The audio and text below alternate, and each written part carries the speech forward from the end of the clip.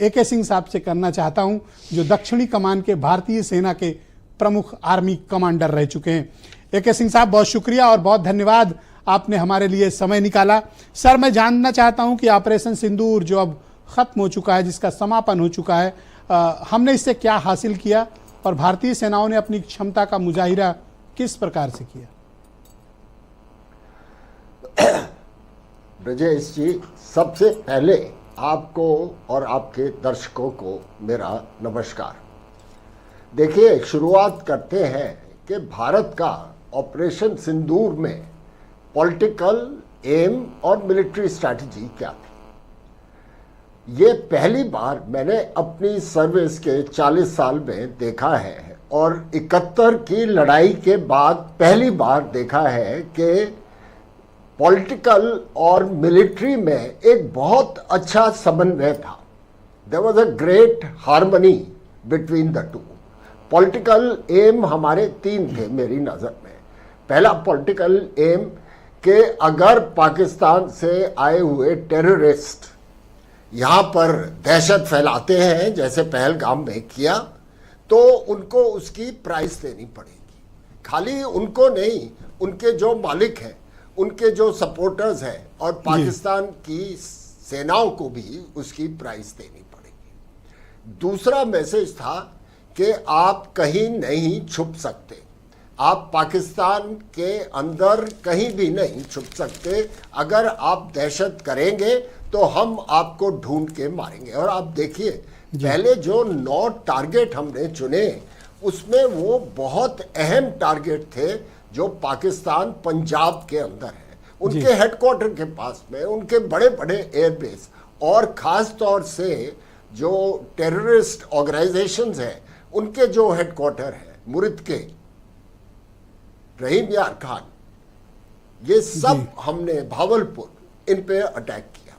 और तीसरा बहुत बड़ा पॉलिटिकल मैसेज था कि पाकिस्तान एक न्यूक्लियर ब्लैकमेल और न्यूक्लियर ब्लफ के तहत ये कार्रवाई करता था। तो हमने बिल्कुल साफ मैसेज दे दिया है कि न्यूक्लियर से भारत को आप डरा नहीं सकते। क्योंकि मैं एक चीज़ बताना चाहूँगा कि सबको मालूम है दुनिया में, न्यूक्लियर जो वेपन्स है वो लड़ाई के लिए नहीं बने, वो एक डेटरेंस के लिए बने। Correct, I do agree. पूरी दुनिया में एक यूनानिमिटी है कि न्यूक्लियर वेपन्स का इस्तेमाल नहीं हो सकता। तो भारत ने पाकिस्तान का, जिसे कहते हैं न्यूक्लियर ब्लफ, उसको भी नष्ट कर दिया। अब आइए कि मिलिट्री स्ट्रैटेजी हमारी क्या थी। देखिए, मिलिट्री स्ट्रैटेजी में 3 लेवल होते हैं: low level strategy, medium level strategy और हाई लेवल स्ट्रैटेजी। मेरी नज़र में ये मीडियम और हाई लेवल के बीच में था। बहुत ही डेयरिंग ऑपरेशन था और इसका सीधा सीधा असर पाकिस्तान के उन ठिकानों पे, उन फौजी ठिकानों पे, उन टेररिस्ट ऑर्गेनाइजेशंस पे पड़ा जो दहशत फैलाने में लगे हुए हैं। और भारत ने एक सवाल मैं आपसे जानना चाहता हूं सर, आई एम सॉरी आपको बीच में इंटरप्ट कर रहा हूं।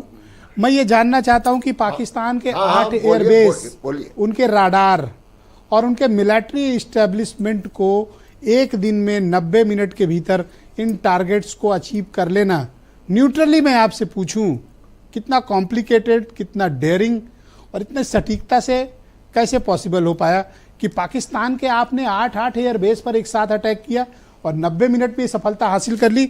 मतलब आप ये समझिए कि भुलारी से लेके नूर खान एयरबेस रावलपिंडी तक। ब्रजेश जी, ये देखिए, फौज का काम क्या होता है। पीस टाइम के अंदर हम ऑपरेशनल प्लानिंग करके रहते हैं। एक कंटिजेंसी प्लान हमारे पास तैयार रहते हैं, आर्मी के अंदर, मिलिट्री ऑपरेशंस और बाकी के अंदर। और पॉलिटिकल डायरेक्शन मिलने के बाद उन प्लान्स को थोड़ा बहुत बदलाव लाके और अमल में लाया जाता है। और ये जो एक पाकिस्तान को मालूम था कि भारत का अटैक आएगा, वो थोड़े बहुत तैयार। पर क्या ये एक्सपेक्टेड था कि एयरबेस पर भारत अटैक कर देगा? क्या पाकिस्तान ने ऐसा कभी सोचा था? शायद ना सोचा हो, क्योंकि ये बहुत ही डेयरिंग अटैक था। इतना ज़्यादातर उनको लगा होगा कि पाकिस्तान ऑक्युपाइड कश्मीर में या लाइन ऑफ कंट्रोल पे कुछ एक्शन करेंगे, लेकिन उनके हार्टलैंड पंजाब में जाके उनके मेन बेस को हम अटैक करेंगे, ये शायद उन्होंने भी नहीं सोचा था। लेकिन फिर भी तैयारी तो रही होगी उनकी।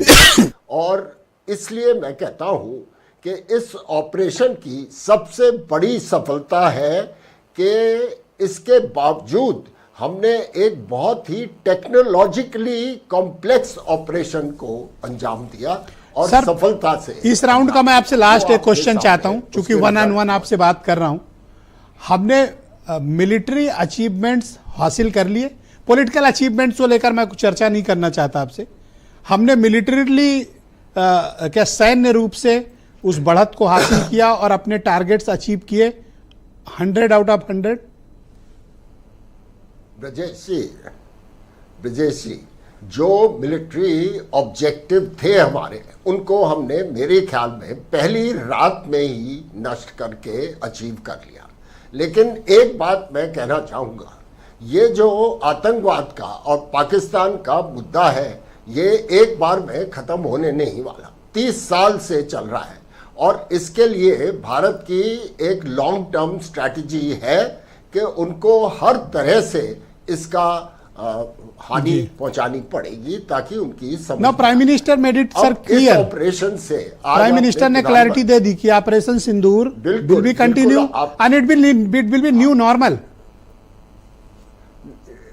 देखिए, मेरा तो एक ही रिक्वेस्ट है कि पाकिस्तान में जो उनके टॉप लीडर्स हैं, मिलिट्री कमांडर्स हैं, वो समझ जाए कि अगर वो पहलगाम जैसा वाकया कभी दोहराएंगे तो बहुत बड़ा खामियाजा उनको देना पड़ेगा। ये भारत ने बिल्कुल। जनरल साहब, I request to you please continue with us sir.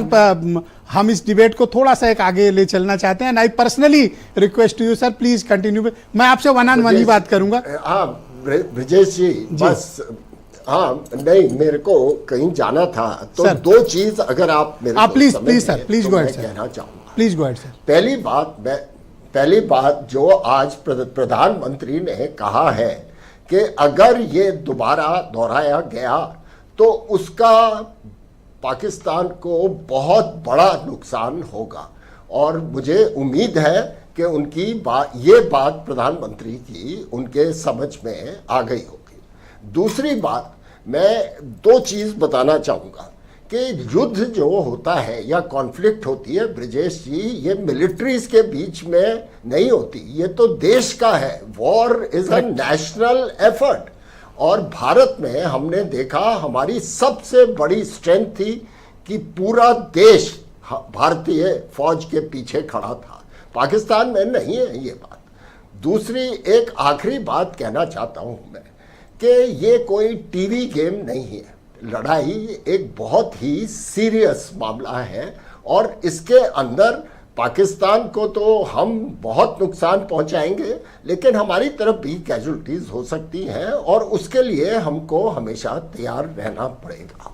अगर कुछ भी प्राइस देनी पड़ेगी। बड़ी रियलिटी वाली ग्राउंड बात है, पीछे बड़ी रियलिस्टिक बात आपने सर कही। I do agree with you sir ji.